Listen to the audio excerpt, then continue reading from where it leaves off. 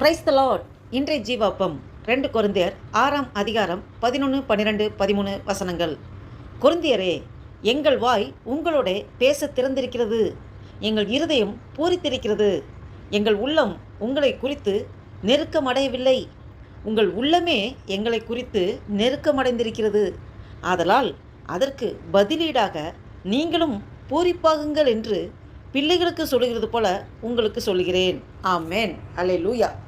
இதை கேட்டுக்கொண்டிருக்கிற என் அன்பு தேவ பிள்ளைகளே, இருதயத்தை விரிவாக்குங்கள், அன்பில் திறந்த மனதோடு வாழுங்கள் என்ற ஆழமான கருத்தில் இந்த வசனத்தின் மூலம் அப்போஸ்தலனாகிய பவுல் சொல்லுகிறதை பார்க்க முடிகிறது. பாருங்க, எங்கள் வாய் திறந்திருக்கிறது, எங்கள் இருதயம் விரிந்திருக்கிறது என்று சொல்கிறார். வசனம் 11 பார்க்கிறோம்.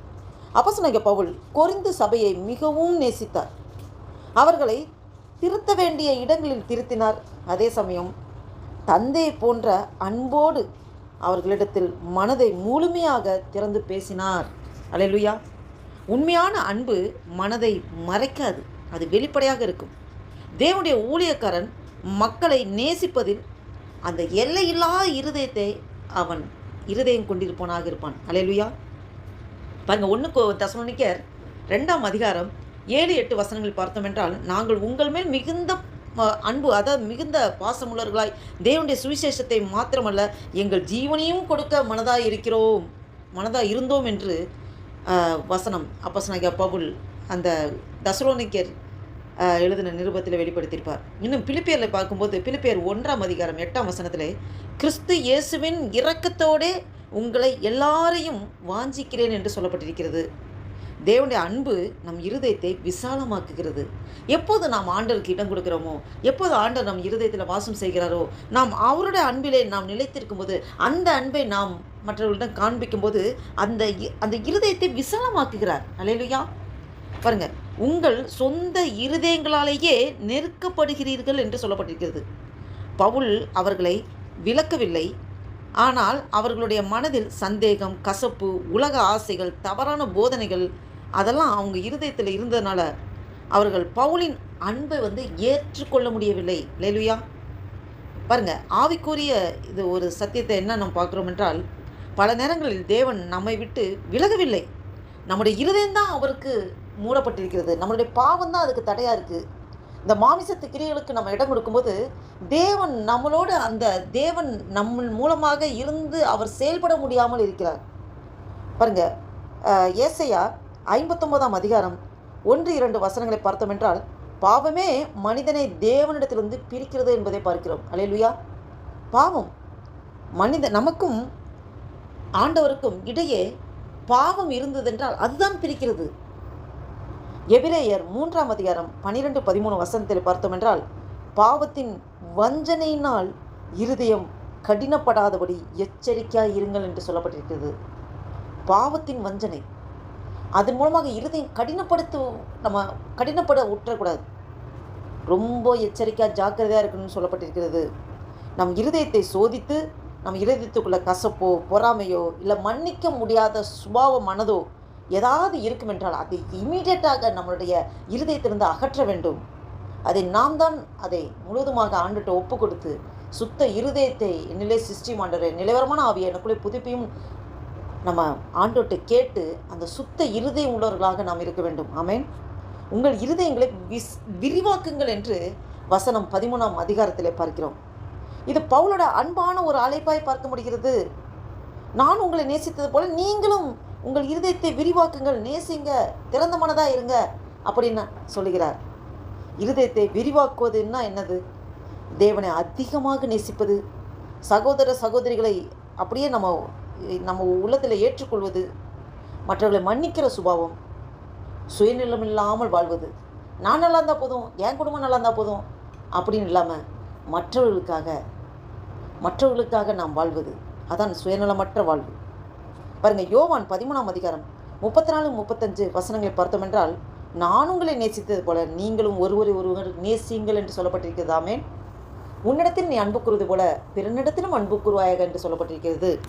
நாம் அந்த அன்பை நாம் காண்பிக்க வேண்டும், மற்றவர்களுக்கு காண்பிக்க வேண்டும், மற்றொரு பாரத்தை நாம் சுமக்க வேண்டும். 1 பேதுரு 4ஆம் அதிகாரம் 8ஆம் வசனத்திலே ஒருவருக்கொருவர் ஊக்கமான அன்புள்ளவர்களாக இருங்கள் என்று சொல்லப்பட்டிருக்கிறது. ஆமென். இந்த கடைசி காலகட்டங்களில் அன்பு தணிந்து போகிறதா இருக்கிறது. இந்த அன்பை ஆண்டவர் எதிர்பார்க்கிறார், உங்களண்டிலும் என்னண்டிலும்.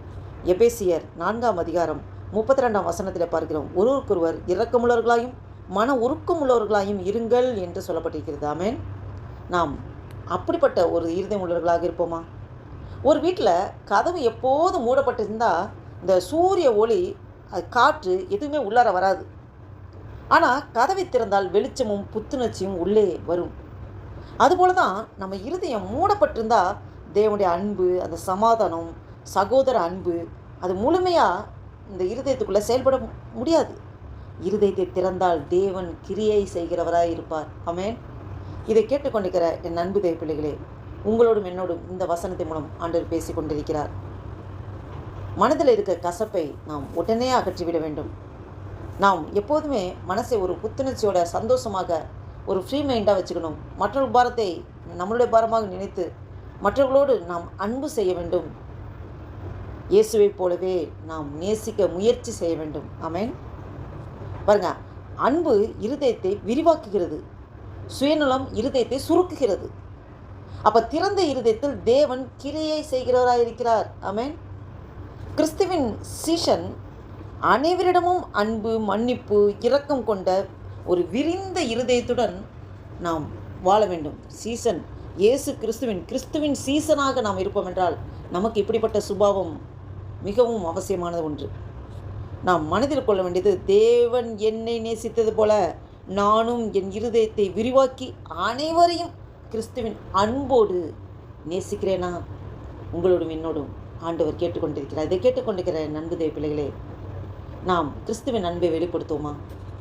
நம்மளை நேசிக்கிறது போல பிறரை நாம் நேசிக்க வேண்டும். நாம் இருதயத்தை விசாலமாக வைத்துக்கொள்ள வேண்டும்.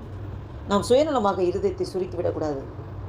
நாம் சொல்லப்பட்ட வசனத்தின்படி நம்மளை நாமே முழுவதுமாக அர்ப்பணித்து ஒரு புதிய நாளைக்குள் என்று ஆண்டவர் நடத்தி கொண்டு வந்திருக்கிறதோடு இந்த புதிய மாதத்தின் 2ஆம் தேதியை காண கிருபை செய்திருக்கிறாரே. இந்த 2026 வருஷத்தின் ஜூலை மாதமாகிய ஆண்டவரை 2வது நாளை காண கிருபை செய்த தேவனுக்கு நன்றி செலுத்தி இருதயத்தின் ஆழத்திலிருந்து ஆண்டவர் நோக்கி பார்த்து ஜெபம் செய்வோம். ஹல்லேலூயா. நன்றி தகப்பனே, நன்றியோடு துதிக்கிறோம் ஐயா. துதிகள் மத்தியில் வாசம் செய்கிற தேவனே, நன்றியோடு துதிக்கிற ஆண்டவரே. நன்றி தகப்பனே. ஆண்டவரே அப்பா, இந்த ஒரு புதிய நாளைக்காக ஸ்தோத்திரம். இந்த 2026 வருஷத்தின் 7வது மாதமாகிய ஜூலை மாதத்தின் 2ஆம் தேதியை காண கிருபை செய்த தேவனே, உமக்கு கொடான கொடி ஸ்தோத்திரம் ஐயா. நன்றி தகப்பனே. ஆண்டவரே நன்றி அப்பா, எங்களுக்கு ஜீவன், சுகம், பலன், ஆரோக்கியத்தை தந்து இந்த மட்டும் பாதுகாத்து வர கிருபைக்காய் ஸ்தோத்திரம். எங்களை கொண்டு நீர் என்ன செய்ய சித்தம் தீர்மானம் வைத்திருக்கிறோம், உம்முடைய சித்தப்படி எங்களை நடத்துங்கப்பா. எங்கள் சுயமெல்லாம் சாம்பலாய் மாறட்டும் ஆண்டவரே. அப்பா, நாங்கள் எப்போது இருதயத்தை விரிவாக்க வச்சுக்கொள்ள ஆண்டவரே அப்பா, கிறிஸ்துவை உம்முடைய அன்பை அநேகருக்கு நாங்கள் வெளிப்படுத்த ஆண்டவரே, நாங்கள் எங்கள் வாழ்க்கையை ஒரு சாட்சியுள்ள வாழ்க்கையாக வாழ எங்களை முழுவதுமாக ஒப்புக் கொடுக்குறோம் ஆண்டவரே. இந்த வீடியோவை கேட்டுக்கொண்டு பார்த்துக்கொண்டு ஒவ்வொருவரையும் நீர் அபரிவிதமாக ஆசீர்வதிக்க கிருபைக்காய் ஸ்தோத்திரம் ஆண்டவரே. நன்றி தகப்பனே. எங்களை முற்றிலுமாய் தாழ்த்தி ஒப்புக் கொடுக்குறோம் ஐயா. அந்த வீடியோவை கேட்டுக்கொண்டு பார்த்துக்கொண்டு ஒவ்வொருவரையும் நீர் அபரிவிதமாக ஆசீர்வதிக்க கிருபைக்காய் ஸ்தோத்திரம். நன்றி தகப்பனே. எங்களே முற்றிலுமாய் தாழ்த்தி ஒப்புக் கொடுக்குறோம். தேவரீர் எங்களை ஆசீர்வதித்து எங்கள் எல்லைகளை விஸ்தாரமாக்கி உமது கரம் எங்களோட கூட இருந்து தீங்கு எங்களை துக்கப்படுத்தாதபடிக்கு அதற்கு எங்களை விலக்கி பாதுகாத்து அருளுகிற கிருபைக்காய் ஸ்தோத்திரம் ஸ்தோத்திரம் ஸ்தோத்திரம். நன்றி தகப்பனே. உமக்கே துதி கன மகிமையெல்லாம் செலுத்துகிறோம் ஐயா. இயேசு கிறிஸ்துவின் நாமத்தினால ஜெபிக்கிறோம் ஜீவனுள்ள நல்ல பிதாவே. ஆமேன் ஆமேன்.